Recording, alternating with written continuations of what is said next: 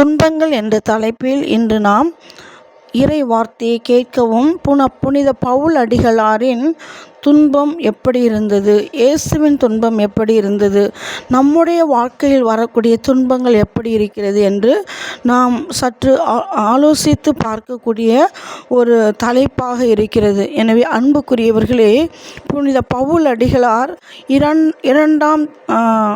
2 கொரிந்தியர் 11ஆம் அதிகாரத்தில் பார்க்கிறோம். அவர் பலமுறை சிறையில் அடைக்கப்பட்டிருக்கின்றார், கொடுமையாய் அடிபட்டிருக்கிறார். பன்முறை சாவின் வாயிலில் நின்றேன். 5 முறை யூதர்கள் என்னை சாட்டையால் 1 குறைய 40 அடி அடித்தார்கள் என்று கூறுகிறார். 3 முறை தடியால் அடிப்பட்டேன், 1 முறை கல்லெறியப்பட்டேன், 3 முறை கப்பல் சிதைவில் சிக்கினேன், ஓர் இரவும் பகலும் ஆழ்கடலில் அல்லலுற்றேன். பயணங்கள் பல செய்தேன், அவற்றில் ஆறுகளாலும் இடர்கள், கள்வராலும் இடர்கள், என் சொந்த மக்களாலும் இடர்கள், பிற மக்களாலும் இடர்கள், நாட்டிலும் இடர்கள், காட்டிலும் இடர்கள், கடலிலும் இடர்கள், போலி திருத்தூதர்களாலும் இடர்கள், இப்படி எத்தனையோ இடர்களுக்கு ஆளானேன்.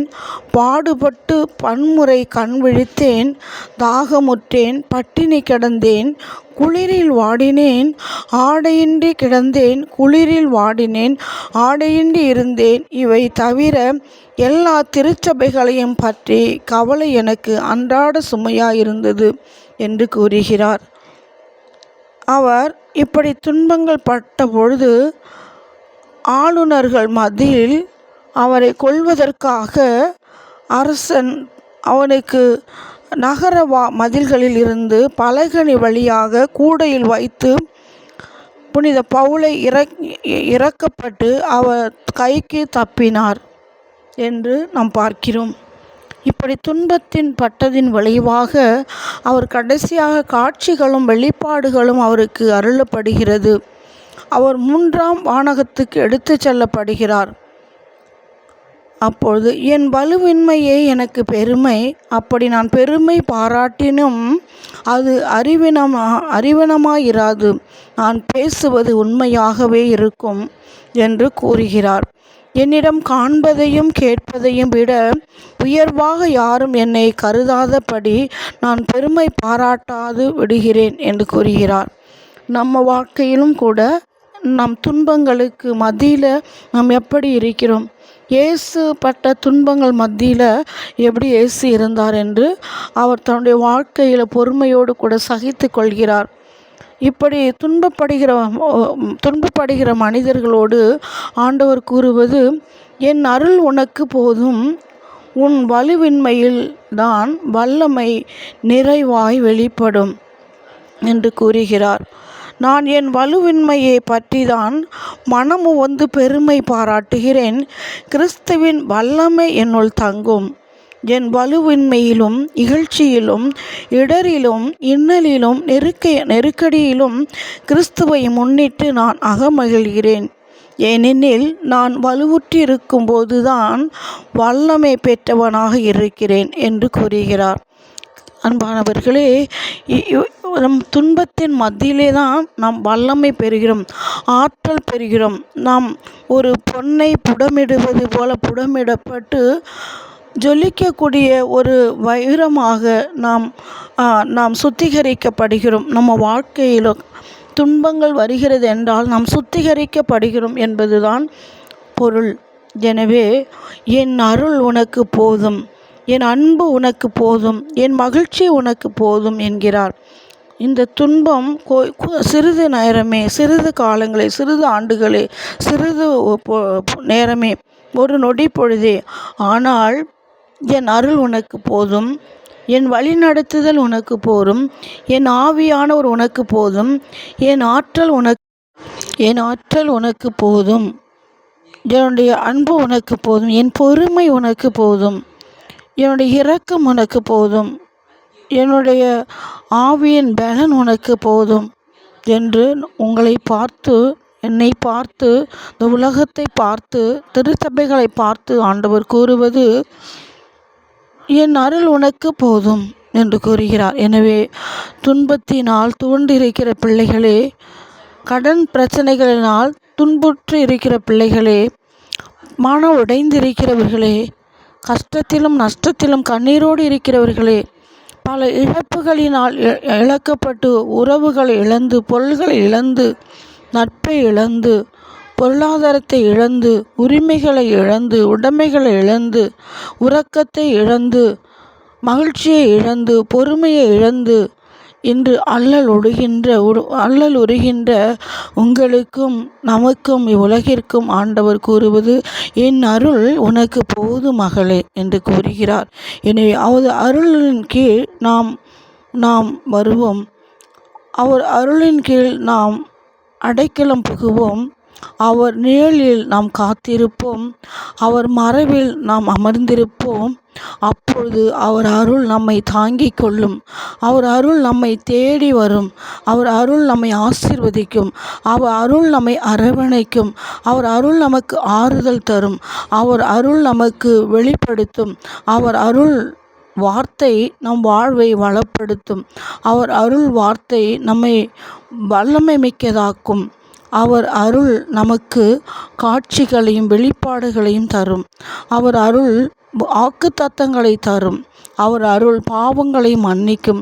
அவர் அருள் ஞானத்தை தரும். அவர் அருள் அறிவை தரும். அவர் அருள் நம்பிக்கையை தரும் என்பதை உணர்ந்து நாம் இறை வார்த்தையே 2 கொரிந்தியர் 12ஆம் அதிகாரம் 9வது இறை வசனத்தை நாம் தியானித்து இதை நாம் வாழ்வாக்குவோம்.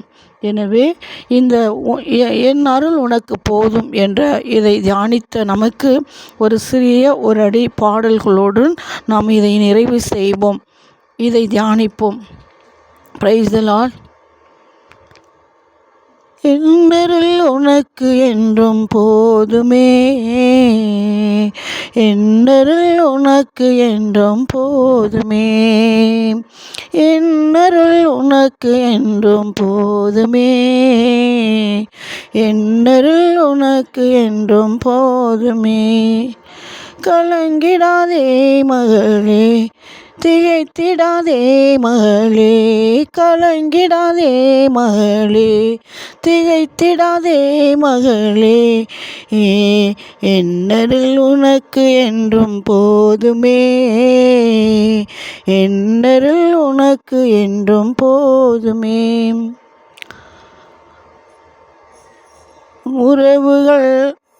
உறவுகள் அழியலாம், சொந்தங்கள் விலகிடலாம், உன் உறவுகள் அழிந்திடலாம், உன் சொந்தங்கள் விலகிடலாம், துன்பங்கள் வந்திடலாம், என்னருள் உனக்கு என்றும் போதுமே, என்னருள் உனக்கு என்றும் போதுமே.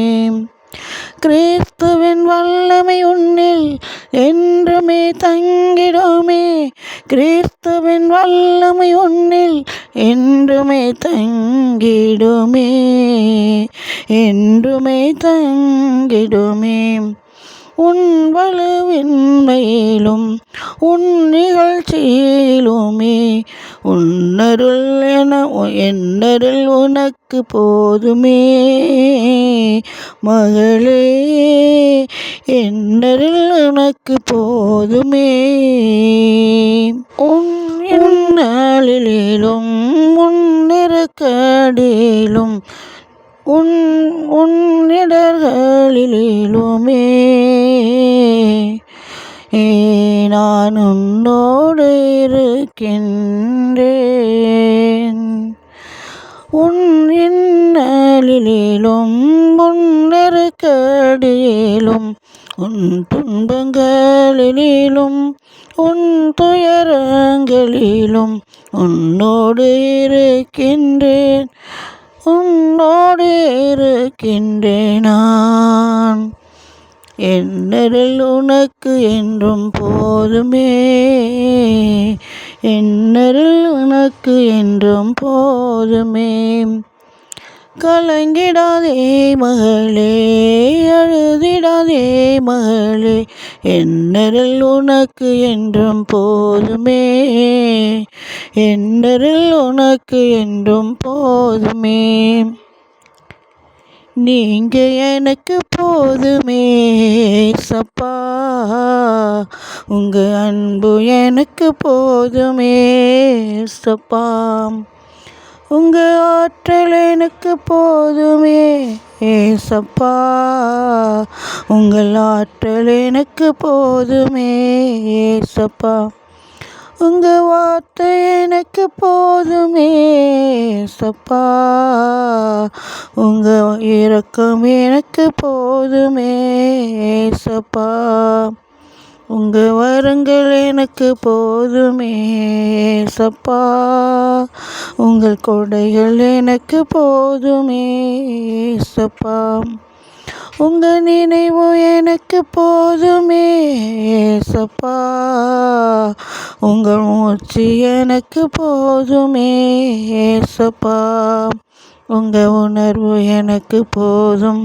உங்க ஆற்றல் எனக்கு போதும், உங்க மகிழ்ச்சி எனக்கு போதும், உங்க ஜெபங்கள் எனக்கு போதும், உங்க அன்பு எனக்கு போதும் இயேசுவே, உங்க கிருபை எனக்கு போதும் இயேசுவே, போதும் போதுமே, உங்க கிருபை போதுமே, போதும் போதுமே, உங்க கிருபை போதுமே.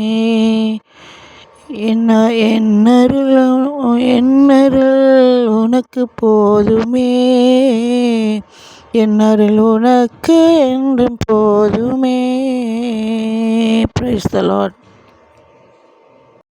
அவருடைய அன்பு நமக்கு போதும், அவருடைய ஆற்றல் நமக்கு போதும், அவருடைய வார்த்தை நமக்கு போதும், அவருடைய வரங்கள் நமக்கு போதும், அவருடைய கொடைகள் நமக்கு போதும், அவருடைய நினைவு நமக்கு போதும், அவருடைய உணர்வு நமக்கு போதும், அவருடைய ஆவி நமக்கு போதும். ஆனால் அவர் நம்மை பார்த்து கலங்கிடாதே மகளே, அழுதிடாதே மகளே, திகைத்திடாதே மகளே, துன்பங்கள் வந்திடலாம், துயரங்கள் வந்திடலாம், நோய்கள் வந்திடலாம், கடன்கள் வந்திடலாம், கஷ்டங்கள் வந்திடலாம், விபத்துகள் வந்திடலாம், தோல்விகள் வந்திடலாம்.